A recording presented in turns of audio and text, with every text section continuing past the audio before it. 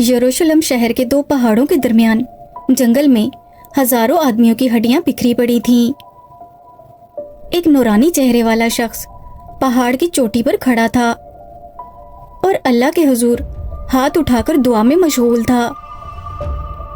मखलूके खुदा हैरत से वो मंजर देख रही थी।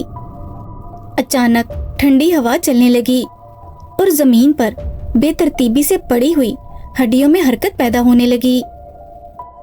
तमाम खस्ता हाल हड्डियां कट कट की आवाज के साथ आपस में जुड़ने लगी और जिंदगी के आसार नजर आने लगे। मौत की उस खौफनाक वादी में क्या हो रहा था?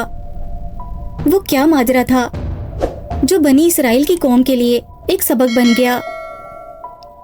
कौन था वह बूढ़ा शख्स जिसकी दुआ से ये मौजज़ा हो रहा था?